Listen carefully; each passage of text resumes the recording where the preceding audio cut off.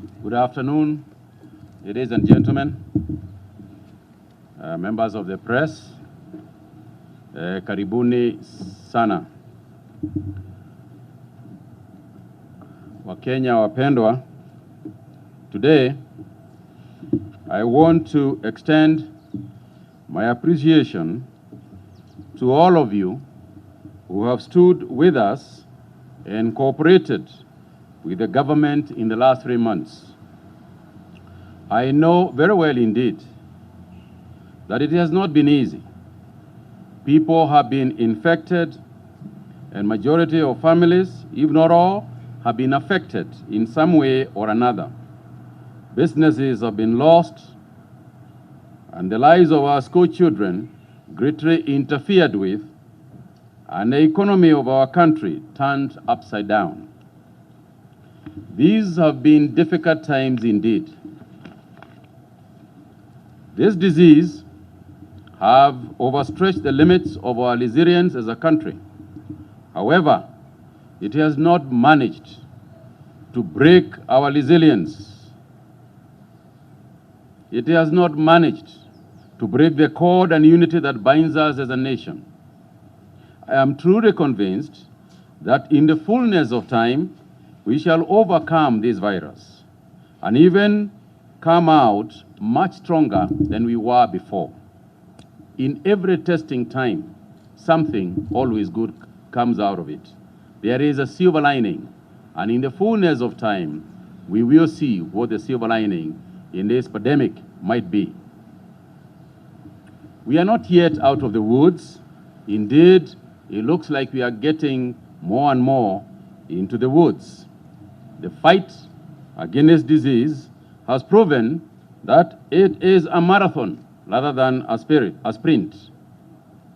As you are aware, and from our daily briefings, we have informed you that the disease is firmly rooted now within our communities. In fact, the level of spread in our villages and our estates and in our homes has become clearer from our targeted testing that was rolled out a couple of weeks ago.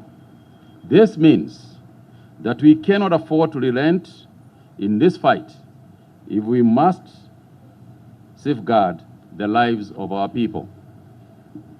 Fellow Kenyans, today we continue to combat the COVID-19 pandemic.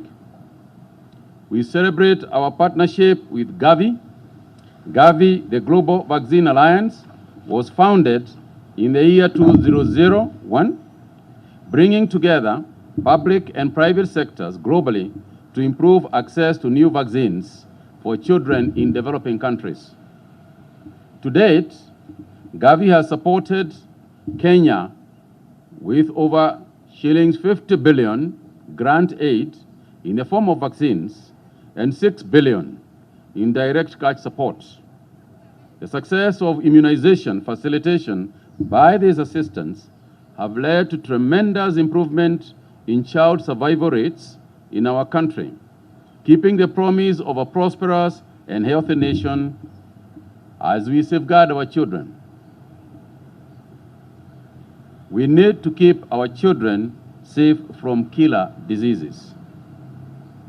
His Excellency President Uhuru Kenyatta in 2019 took up the role of Gavi champion in support of Gavi replenishment.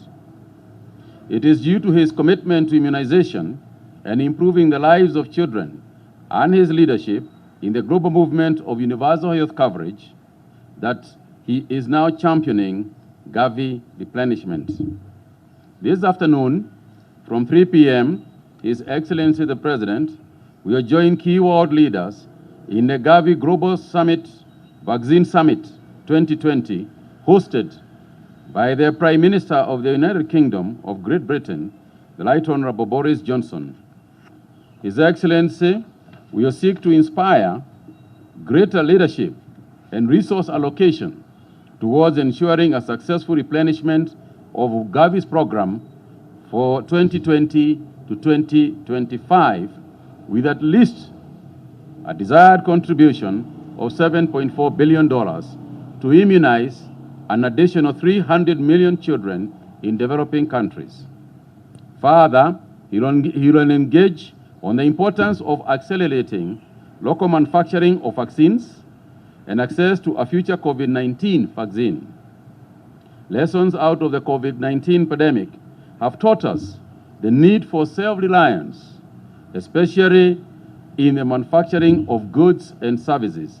And this, ladies and gentlemen, is achievable. Turning to another subject altogether, in our effort to deal with COVID-19 pandemic, the government has disbursed a conditional grant of 5 billion shillings to all 47 counties. This is aimed at bolstering the level of readiness in our health facilities, specifically for COVID-19. This money is a conditional grant divided amongst the counties in accordance with the formulas designed for them and with agreement from the Council of Governors. The reason is that it is now up to the county governments to utilize these funds to safeguard the lives of our people by ensuring that our local health facilities are well equipped and our healthcare workers are adequately catered for. If our counties are fully prepared and have the necessary infrastructure in place, then we shall have nothing to worry about.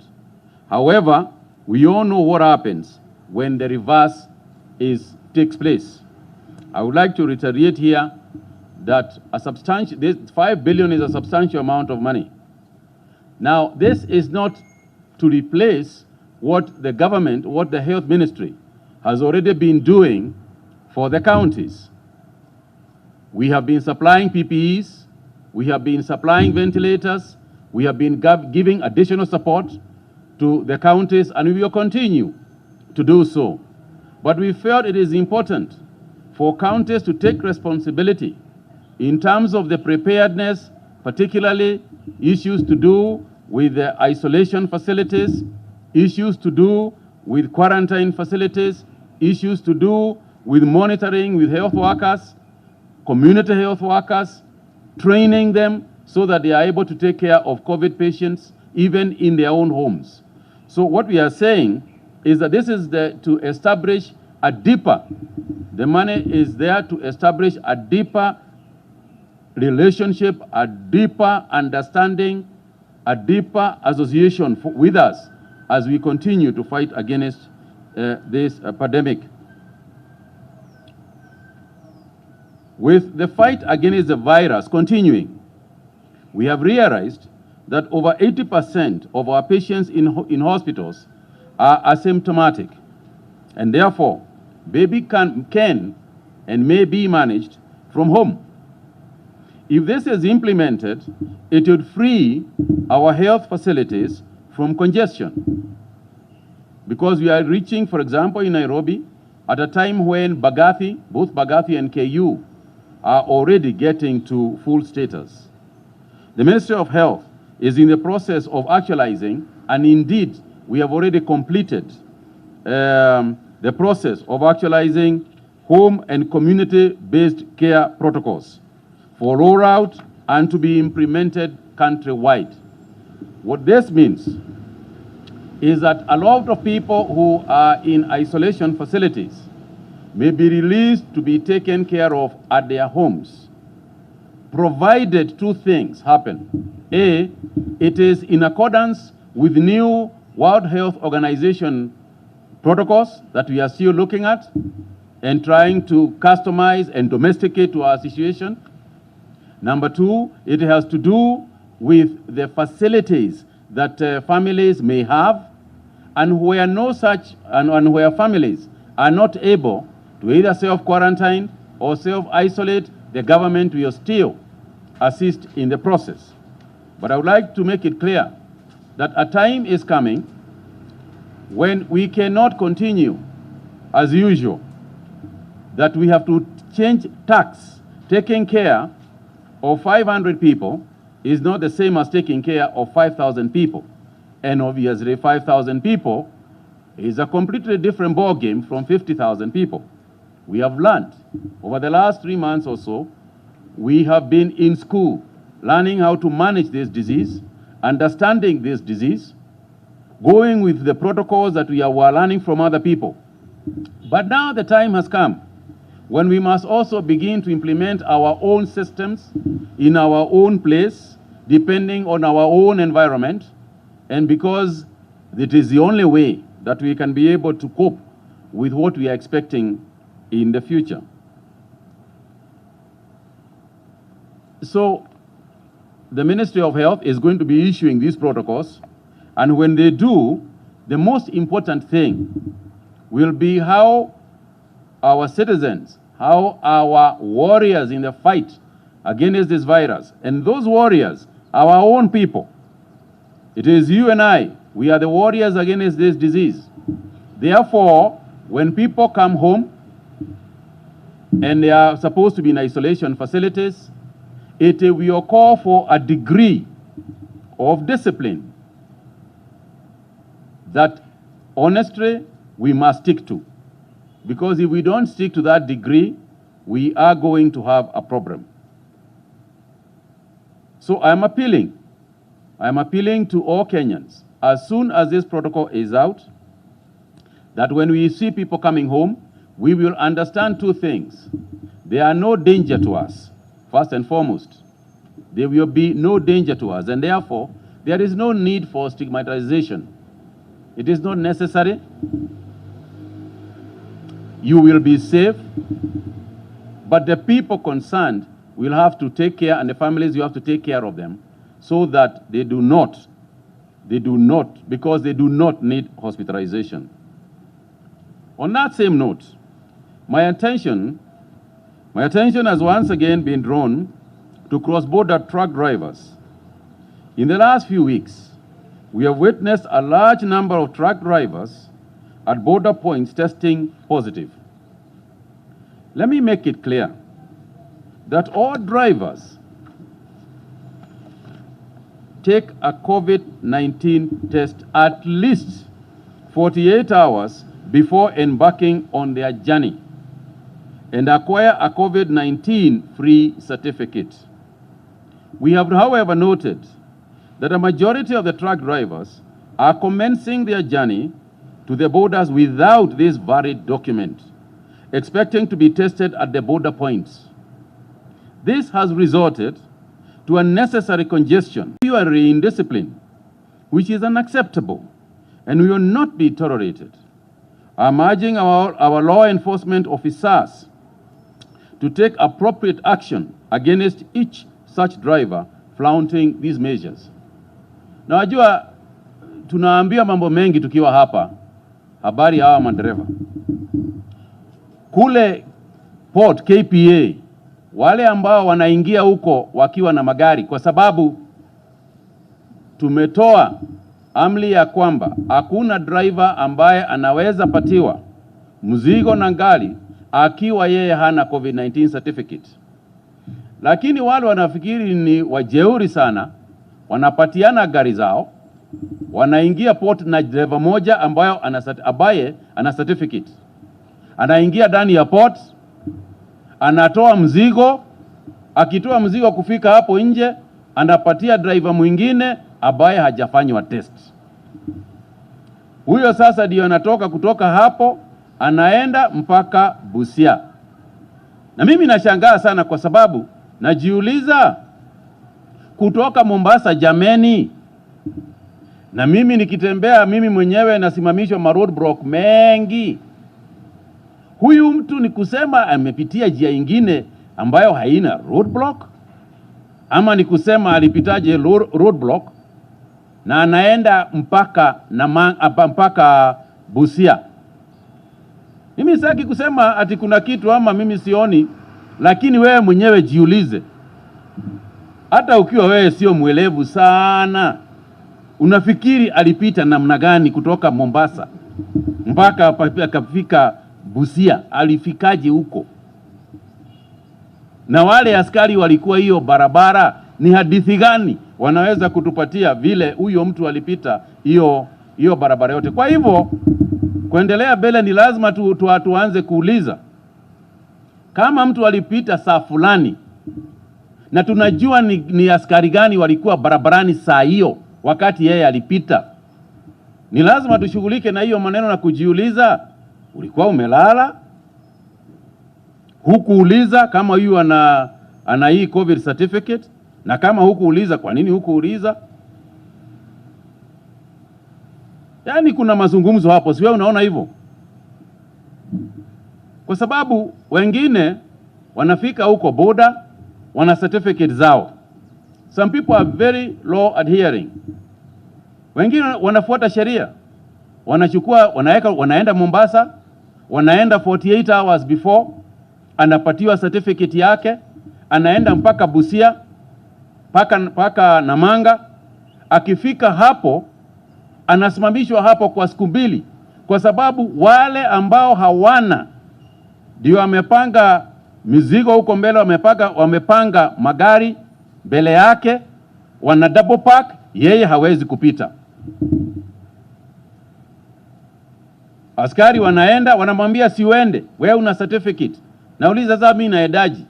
Hapa mbele yangu ni magari imejaa, na wale wako hapa mbele hawana certificate. Kwa hivyo hata wewe ukiangalia unaweza ona hii ni mambo ya ile tunaita indiscipline. Hii ndio shida ambayo iko kwa boda. Iko watu wengi sana ambao wanafuata sheria hapo, madereva wazuri. Na unajua hata ukikaa hapo siku ngapi, huwezi kupita hiyo boda kwenda Uganda bila hiyo certificate. Vile vile tuna shida pande ya Tanzania. Na tunasema hivyo. Lakini upande wa Tanzania mambo ni ingine hiyo sasa, ni hadithi zingine. Ni stories zingine hizo ambao tunasema ukija lazima utoe certificate. Na ukiwa huna certificate huwezi kuingia Kenya, kama vile tu Mkenya haiwezi kuingia Uganda ama ingie Tanzania bila certificate. Lakini hiyo certificate lazima iwe ni certificate ya maana. Lazima it must be an authentic certificate. Huwezi kuingia kiosk ama clinic unapatiwa karatasi ambayo inasema uko COVID free na anafanya kastamp, anafanya kastamp Dogomano clinic kap analete kwa boda. Hiyo jameni, hiyo haiwezekani. Ni lazima tusikizane, lazima tupeane heshima. Uje na certificate ambayo it is certified from a WHO recognized lab. It is the only way that you can be certified. So because of these things that are going on, I really want to ask for cooperation between our drivers, particularly truck drivers. Tafadhalini, if you don't want us to have this problem you're having in Busia, please, tafadhalini, fuateni sheria. I had rather have people demonstrating in Mombasa because they can't be tested because of shortage of testing aids, testing kits, than have people in line up in the border posts. Pertaining to our COVID-19 situation today, 124 people have tested positive from 2,640 samples in the last 24 hours. Therefore, the total number of positive cases in Kenya now stands at 2,340, while the total number of samples tested so far is 87,698. The positive cases include 119 Kenyans, 2 Somalis, 2 Tanzanians, and 1 Eritrean national. These figures do not include the number of foreigners we have tested at the border and turned them back to their countries. Mombasa had the highest figures today, standing at 40, while Nairobi at 38, and now Busia at 26. You can see what I'm talking about. All these 26 people you are seeing here from Busia are essentially truck drivers who are being tested at that spot.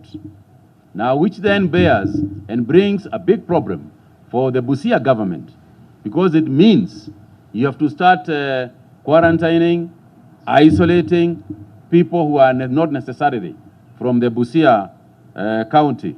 Kajiado, the same thing, with 6 of them again, and so on and so forth. Now, today, Elgeyo Marakwet becomes the latest county to report a COVID-19 case, bringing now the total number of counties that have been affected to 36 out of the 47. In Mombasa, the 40 cases that were there, out of the 40 cases, 14 of them are from Mvita. Again, the same thing. We have 14 from Kisauni and 11 from Changamwe. The same trend again in the same areas.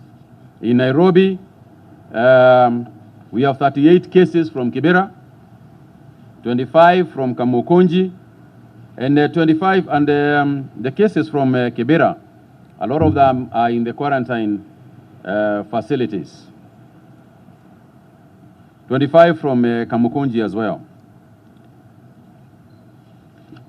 I would also like to add that in terms of gender, again, 100 are male and 24 are female. We still have to come down and find out why over 70% of the infections are still in male and are still the male gender. In Garissa, the 2 cases that we got came from Dadaab, and while in Muranga, we have 1 case which is in Kiharu. Now, when you start hearing of these rural areas, then you know that we really do have community infections. We are also happy today that we have discharged 39 patients from various health facilities, bringing our total number of recoveries to 592.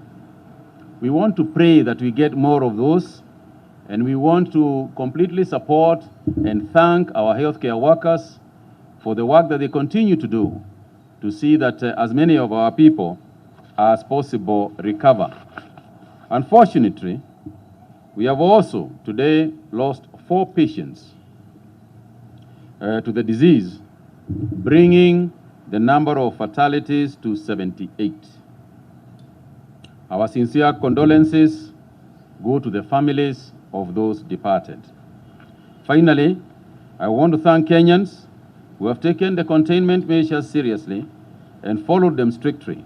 I appeal to those who haven't joined us in this walk to do so. I thank you.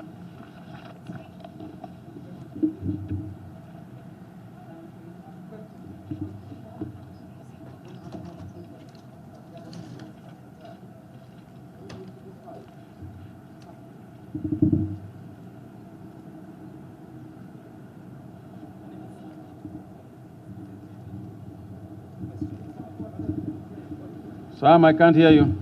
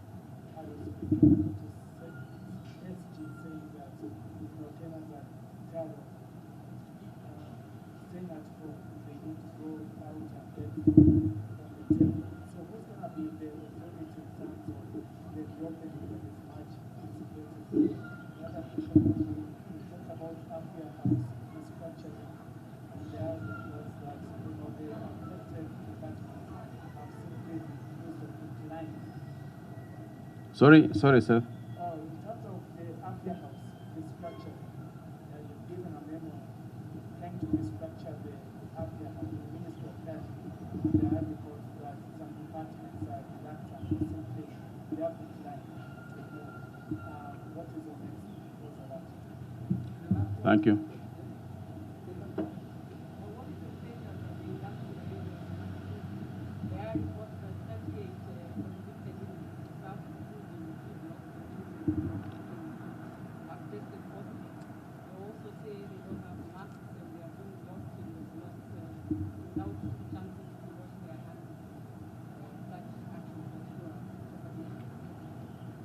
Rita, is that from the prisoners themselves or from somebody else? Oh, okay. First and foremost, I am not aware that indeed that is the case. In fact, yesterday, when we had a session with the PS, she was very clear that there was no issue and everything is being taken care of. It would be irresponsible for anybody to keep prisoners without who have tested positive without the necessary care. And by the way, that management is done by both the prison authorities as well as the Ministry of Health officials. So we treat them just like any other patients would be.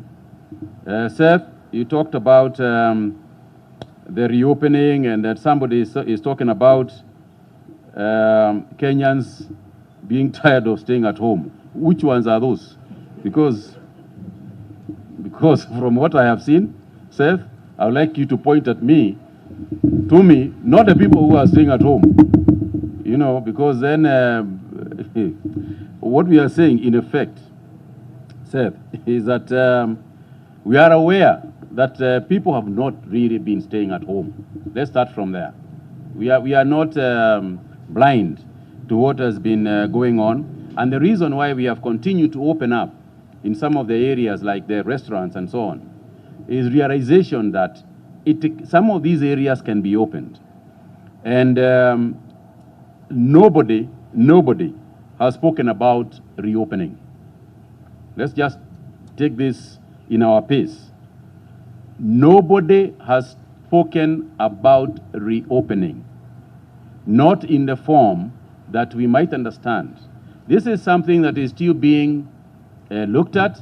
It is something that our experts are still looking at the modeling to decide and make a decision to see what we will advise the president on this matter. As we speak, there's a meeting going on. Yesterday, we spent the whole day at the command center discussing the same issues. We discussed, we had meetings here in the afternoon with experts, modeling and disease experts from University of Nairobi, JUCAT. They were here yesterday. I think you saw them during the presser. All these things are consultations so that we can arrive at a decision that best suits Kenyans. So speculation about whether or not we are going to take this action or the other action will only become clear when that decision has been taken.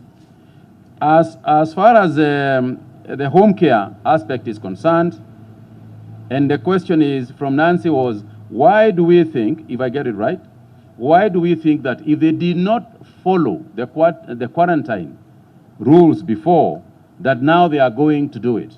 I think 3 months ago is a long time in the space of this disease. 3 months is a long time. And when we started, people probably thought there is no such thing. There is no such disease. We still hadn't gone through the motions that we have gone through, educating Kenyans every day, telling them what they must do every day. And we would imagine, I would like to imagine, that during that period, our behavior has begun to change. we have begun to take seriously what we are talking about. We now know that if somebody is not quarantining themselves, they will affect their children and they will affect their friends.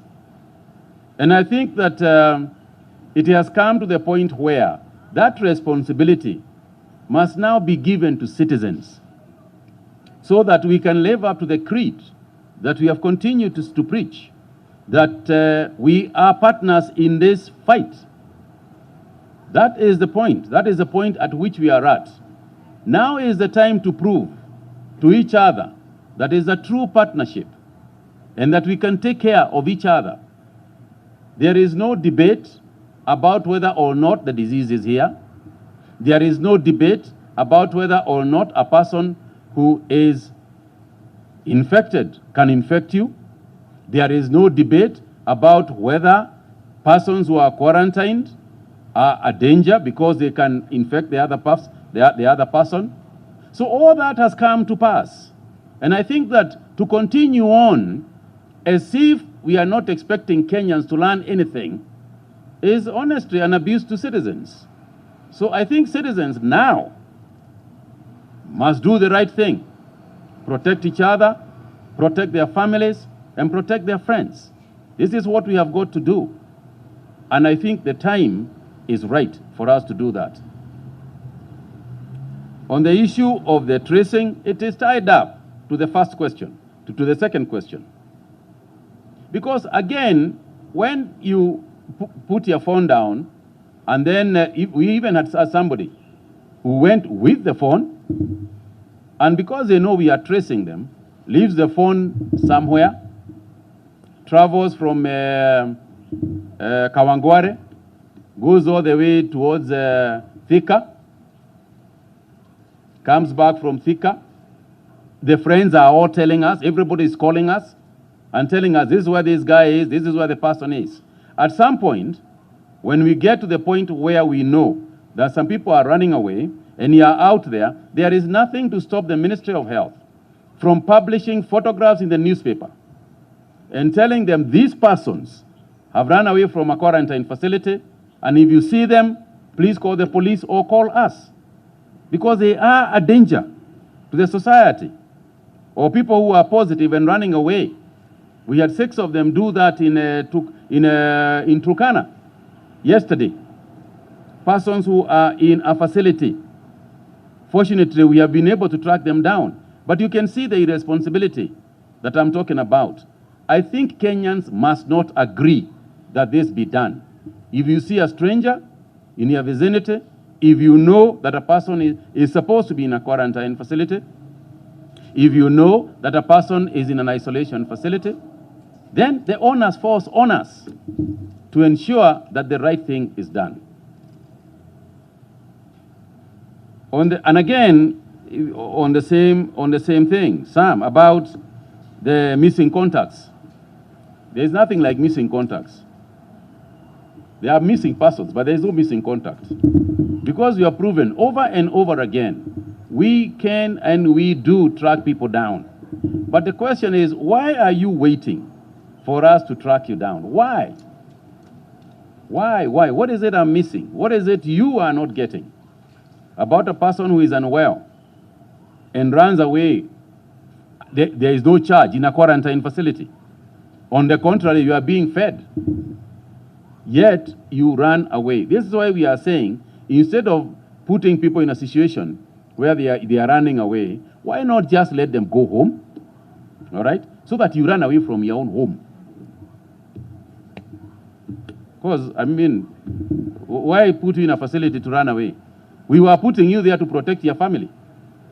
So if you want to go and infect your family, let your family now also take responsibility of saying you're not coming back to our house. And this is where we are going to get to, and it's going to happen. Mark my words, it's going to happen. On the issue of Afya House restructure, every employee, whether you are employed by the government, whether you are employed by a private sector, a parastatal, has got a contract of employment. And that contract of employment spells out very carefully, that under these conditions, this is where you will work. Most contracts will spell out, you can be transferred here or there. You will retire at the age of 60. Upon reaching your age of 60, this is what you will do, or what is supposed to happen. And I can assure you, there is nothing this ministry has done that is outside of the contract of employment. There is nothing that this ministry can do that will be outside of a contract of employment. I have been around for a long time, Seth, and I have honestly never been in any institution where people refuse to be transferred. I have never seen it anywhere else. I don't even believe that there is any other ministry in this republic that encounters situations where individuals sitting in very interesting positions refuse to move from that position until you physically send somebody to assist them through that gate. It's a very interesting situation. You know, one would imagine that if you are going to hit the age of 60, you are looking forward, you know, to retirement, and you go home. This is the only place where I know people get to 60, and instead of wanting to go home, you know, if we need you, if you are 60 and we need your services, we will contact you and ask you to please stay on for another year or two or whatever period, because your expertise is needed in our institutions. And we do have people in this ministry who we have requested that they stay on because we need their services. But I think the person who can determine whether your services are required or not is your employer. You cannot yourself go and tell your employer that under no circumstances am I retiring. I mean, retirement has come. Anyways, yes. So the issue of restructure is an ongoing process. Reforms happen in all our sectors, in all the sectors of our economy, in public and private sector. And we will continue to restructure. And I can assure you, there shall be no resistance that can stop the restructure of this ministry. If we do not do that, then Kenyans will judge us very harshly when they do not get health services at their clinics and their hospitals. So it is not a question of whether we will restructure or not. It is an ongoing process, and it shall continue. It will not stop. Two more questions.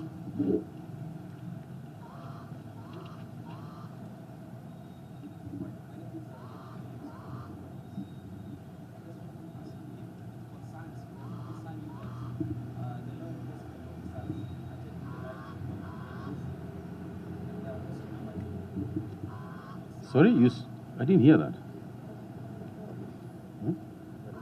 Just concerned you where the police are just doing wrong things and endangering people.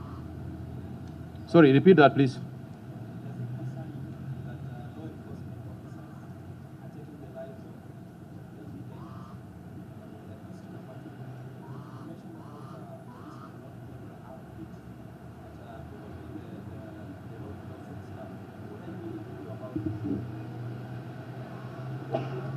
Last one.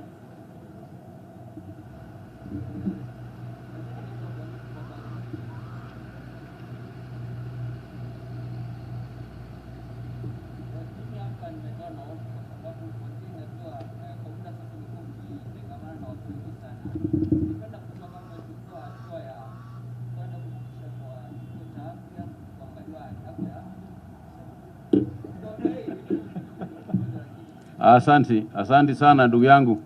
Nimeshukuru kwa sababu mimi nadhania utaendelea kuniombea na mimi pia nitakuombea, lakini hebu nikueleze hapa ni lazima tunaendelea kupimwa mara kadhaa, kwa sababu kama wewe kama ulivyosema, tunatembea sana, tunaenda mahospitali, tunaenda pengine iko na wagonjwa, ndio tunatumia mask, vile vile tunapimwa. Wewe umepimwa? Hata mimi nimepimwa, sio mara moja, mara kadhaa.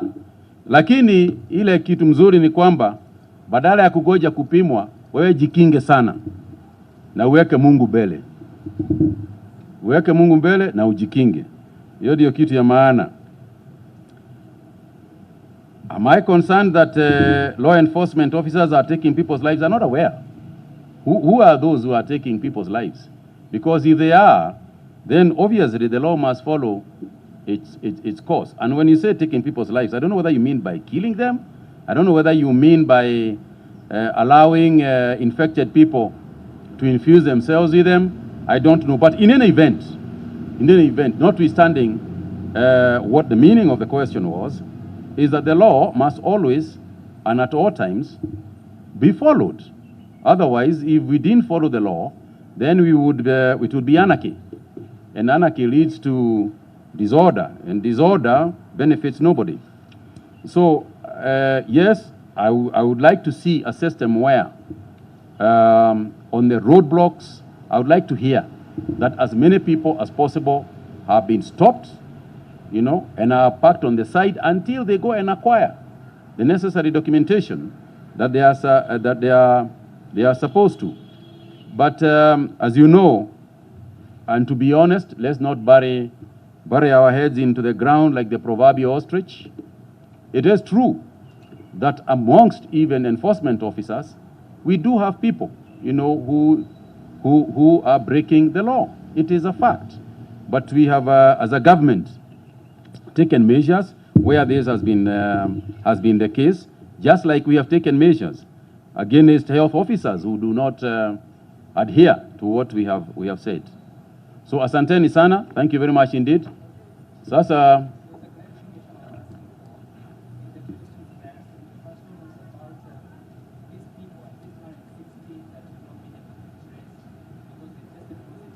let's respond to that. I'm not aware of it.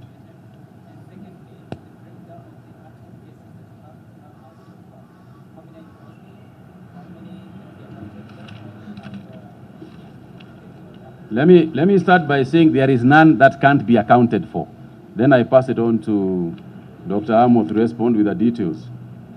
Thank you, Waziri. In terms of, we can be able to account for everybody based on the cumulative numbers that we have had. And on the cumulative numbers, you look at the index test, the first test. And then out of that, of course, you minus the negatives, then you remain with the positive cases. Then the positive cases, you minus the deaths, the recoveries or the discharges. You minus those who are repatriated. And this difficult group of people who gave us the wrong contacts. And as Waziri has said, you are on track to be able to catch up with them. And we are making good progress. So in terms of accounting for all the people who are in the line list, we can, and we can be able to share that information with you. As we shared with you last week on Friday, of course, as the numbers increase, the figures change. But basically that is the permutation. That you have the positive cases, you minus the deaths, discharges, the repatriated people, those who are on self-isolation, either pregnant mothers who cannot be isolated in a facility, or mothers with very young children who cannot be isolated in a facility, based on a risk profiling that we have done. Then, and also those who came from outside the country, those who went for treatment. Even as of today, we get requests for people who went for treatment in India, for cancer, for serious surgery. When they are back, those are not people that you can put in the isolation facility. You do a risk profiling or a risk mapping, and based on that, together with their primary care physicians, they are best served at home in a home-based isolation facility. But beyond that, we are also exploring the possibility of community-based isolation. And Waziri, allow me just to highlight something about home-based care. that you are going to launch very soon, probably by the end of this week or early next week. And this is a key intervention that is approved by the World Health Organization, and it is meant to decongest health facilities and prevent the healthcare systems from being overwhelmed. Remember, majority of our cases are asymptomatic. So it makes no business sense to be able to manage these people in a hospital facility. You can be able to manage them in a home-based isolation facility or a community-based isolation facility based on that risk mapping. And this has worked very well before. You remember during the early days of HIV, the pandemic, low middle-income countries were able to quite well work out on the intervention of home-based care with very, very good success. And also because we are going to carry out behavior change communication to the community so that we have their buy-in, we believe that we should all succeed together in this. Remember also, as a clinician, patients recover best at home because they're more familiar with the home environment rather than a hospital-based facility. Thank you.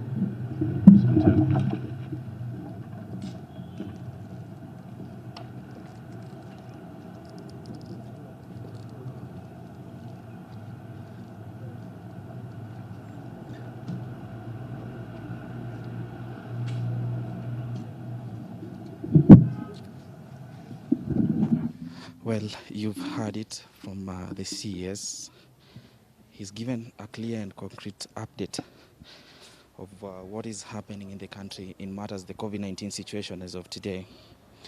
And the numbers are not looking good, as he says, because as of today, we have 124 people who've tested positive. And out of these 124 people, 119 are Kenyans, 2 are Somalis and 2 Tanzanians, and 1 is an Eritrean. And what he's clearly stated is that the numbers are rising in Busia County. That is where 26 truck drivers have been found positive.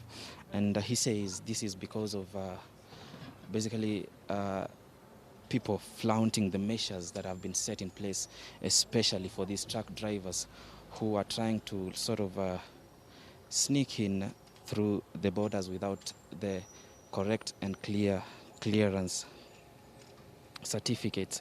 So he's actually given out a stern warning that they're going to make sure that they intensify the security, and he's also questioned how it is possible that truck drivers are able to leave from Mombasa all the way to Busia with all the roadblocks that are in place without even anyone noticing.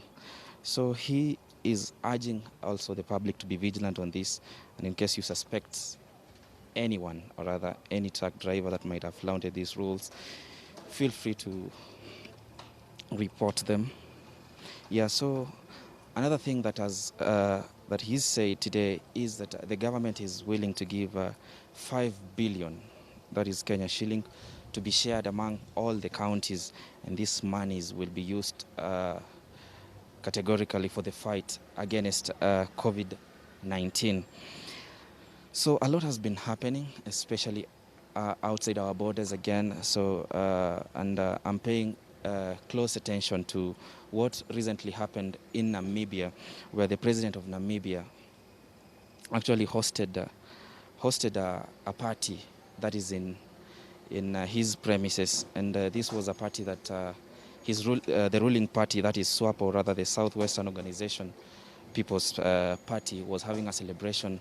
And then in this celebration, what he did is after it was done, all the guests had flaunted the rules that were put in place, that is in regards to fighting COVID-19, and the president was forced to charge them, of which he did, and they paid actually around 115 Namibian dollars, which is equivalent to 12,000 Kenya shillings. And this, I would believe, are the kind of leaders we will need, who set rules and make sure they are followed to the latter.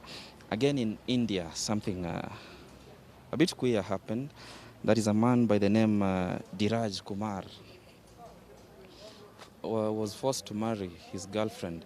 This is after his wife, that is Gudij Devi, was locked out of town because of lockdown, probably in his hometown, and was forced to be with her parents for quite some time. And then this man decided to make sure that he marries the girlfriend. I don't know for what reasons, but I want to believe it's for any home chores. But I'm not encouraging this, and I'm asking you to be careful when you handle such kind of situations, because I want to believe that marriage issues are not to be played around with.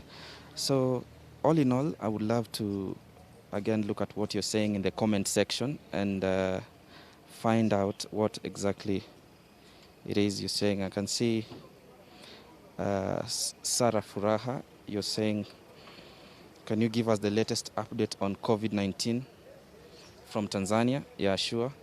Keep the tabs. We'll definitely keep you updated on this one. Just keep it Tuko for more.